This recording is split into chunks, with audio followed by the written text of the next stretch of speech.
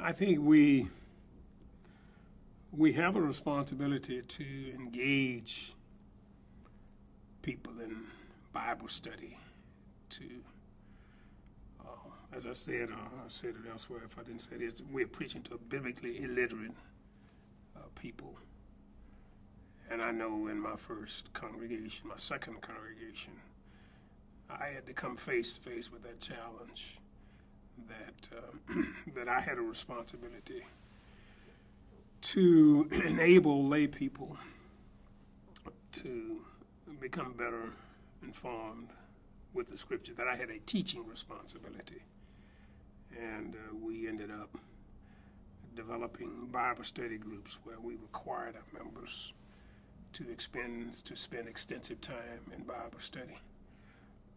I found out that many of my members did not even own Bibles. We sold Bibles.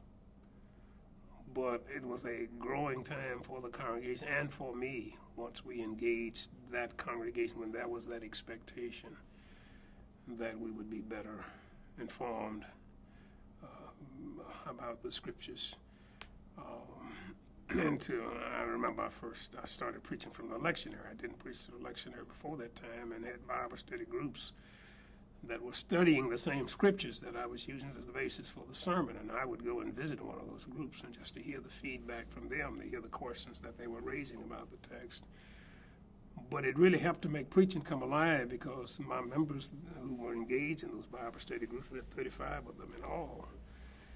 They came to church on Sundays to hear a sermon in which not only was the preacher prepared, but they were prepared too, because they had looked at those same Scriptures. And it was a very challenging time, a very good growing time, both for me and the congregation.